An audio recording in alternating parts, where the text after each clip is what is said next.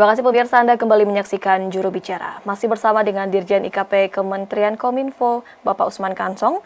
Pak Dirjen, pemilu 2024 ini juga kita tengah dibayangi oleh ancaman teknologi terbaru, begitu yang sebelumnya Presiden ini mendapatkan hoax berupa berbicara dalam bahasa China, begitu Pak, yang digunakan melalui AI. Apalagi memang latar belakang kehebohan tentang konten dengan teknologi AI ini membuat berita hoax ini juga semakin merajalela, begitu Pak Dirjen. Apa langkah antisipasi yang bisa disiapkan oleh Kementerian Kominfo?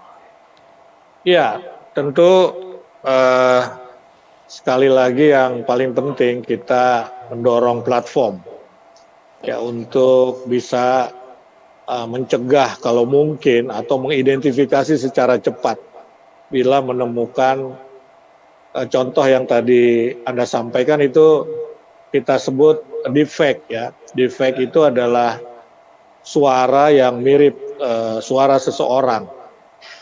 Ya, padahal orang itu tidak mengatakan hal tersebut. Sebagai contoh tadi yang disampaikan adalah Presiden berpidato dalam bahasa Mandarin. Ya, itu namanya deepfake. Ya, suaranya memang betul-betul mirip dengan suara Presiden Jokowi. Kemudian ada deepfake yang baru-baru ini terjadi juga adalah seolah-olah ada percakapan antara satu ketua partai dengan kandidat yang diusungnya, yang sebetulnya tidak pernah terjadi percakapan itu. Jadi suaranya memang mirip sekali dengan suara si ketua partai. Nah, ini juga deepfake. Ya, deepfake. Deepfake ini merupakan ancaman terbaru dari teknologi digital. Ya, kalau sebelumnya ini kan kita khawatir ancamannya itu datang dari hoax, sekarang ancamannya dari deepfake. Di negara lain sudah terjadi, misalnya di Amerika. Dalam pemilihan wali kota Chicago misalnya, salah satu kandidat itu menjadi korban deepfake. Jadi ada suara di X, seolah-olah suara dia. Mirip sekali suaranya dengan si kandidat ini. Padahal si kandidat itu tidak mengatakan hal tersebut. Akhirnya dia kalah dalam pilkada, kalau dalam bahasa kita begitu kan. Nah, bagaimana mengantisipasinya? Ya, pertama kita bicara pada platform untuk membuat teknologi yang tadi saya sebutkan watermarking ya, yang sekarang digunakan walaupun ada kajian yang mengatakan itu tidak efektif, tapi tidak apa-apa begitu. Tidak apa-apa, saya kira kita harus melakukan sesuatu, platform harus melakukan sesuatu. Nah, yang kedua tentu ya adalah pemerintah. Ya, bagaimana pemerintah nanti mungkin kita bahas lebih lanjut bisa mengatur ini supaya tidak terjadi ya dampak negatif yang tidak makin besar ya dengan regulasi ya begitu. Kemudian yang ketiga ya kita edukasi terus masyarakat untuk berpikir kritis. Ya, untuk berpikir kritis. Ketika kita mendapatkan AI ya atau deepfake tadi itu, kita harus berpikir mungkinkah orang tersebut menyampaikan hal ini seperti dalam kasus Presiden Jokowi. Kalau kita berpikir kritis, tentu kita tidak percaya itu Presiden Jokowi pidato dalam bahasa Mandarin karena kita tahu bahwa Presiden kita memang tidak bisa bahasa Mandarin begitu kan. Kira-kira seperti itu. Ya, jadi kita pikirkan saja dengan logika. Logis enggak? Ya, seperti itu. Nah, sehingga masyarakat tidak mudah termakan oleh deepfake dari AI ini, dari artificial intelligence ini. Kira-kira begitu. Baik, lantas sebetulnya Pak Dirjen, adakah kebijakan ataupun regulasi terkait dengan penggunaan AI untuk saat ini itu seperti apa, Pak?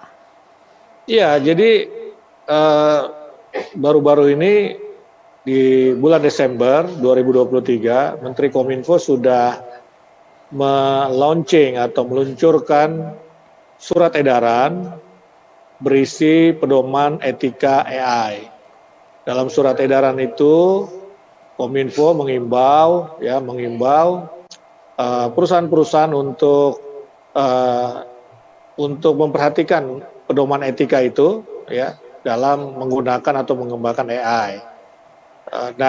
Kemudian BRIN, Badan Riset dan Inovasi Nasional ini sedang membuat perpres penggunaan AI. Dan kita juga sebetulnya sudah punya regulasi-regulasi yang sedikit banyaknya mengatur AI, misalnya Undang-Undang PDP, Undang-Undang ITE, dan beberapa undang-undang lainnya. Nah, jadi ke depan memang kita harus mempunyai regulasi yang komprehensif seperti Uni Eropa. Ya, Uni Eropa, dan saya kira harus segera kita pikirkan dan kita laksanakan penyusunan itu karena kita bekerja dengan kemajuan teknologi. Baik, sehingga memang Kementerian Kominfo saat ini tengah melakukan koordinasi baik dengan platform dan juga penggunaan artificial intelligence untuk terus mematangkan informasi ini agar masyarakat tidak lagi terpapar dengan informasi yang salah dengan adanya teknologi yang justru sebenarnya bisa dimanfaatkan untuk hal yang positif begitu ya Pak Dirjen.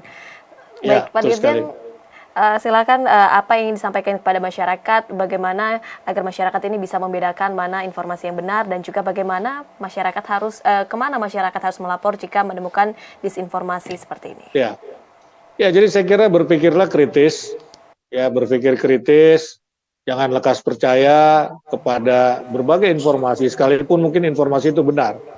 Ya, tapi kita harus melakukan check and recheck terlebih dahulu, ya untuk menghadirkan kepastian dalam diri kita bahwa informasi ini memang betul.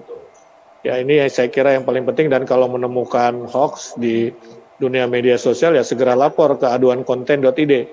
Nanti kita akan segera, Kominfo segera menanganinya. Ya, saya kira itu yang penting yang harus dilakukan oleh masyarakat, dan yakinlah bahwa pemerintah memang betul-betul berupaya melindungi masyarakat dari pengaruh negatif teknologi digital atau kecerdasan buatan ini melalui pedoman etika maupun regulasi.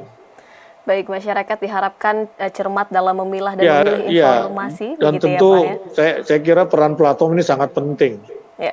Ya, peran platform sangat penting. Ya, ciptakanlah teknologi yang bisa mencegah hoax, mencegah defect begitu. Baik, untuk menciptakan suatu iklim yang sehat ini tentunya dibutuhkan kerjasama baik dari pihak penyelenggara atau platform, pemerintah, hingga masyarakat ini diharapkan bisa bekerja sama untuk bisa menciptakan baik pemilu damai maupun juga menerima informasi yang benar begitu Pak Dirjen. Sekali lagi terima kasih banyak Pak Dirjen telah bergabung bersama kami dalam Juru Bicara hari ini Pak, membahas mengenai teknologi versus demokrasi. Terima kasih banyak Pak Dirjen. Selamat melanjutkan aktivitas, salam sehat selalu Pak. Dan pemirsa, itulah perbincangan kami bersama dengan Dirjen IKP Kementerian Kominfo Republik Indonesia. Anda dapat menyaksikan Juru Bicara setiap hari Senin pukul 20 waktu Indonesia Barat. Saya Bilqis Sabila pamit dari hadapan Anda. Terima kasih, selamat malam dan sampai jumpa.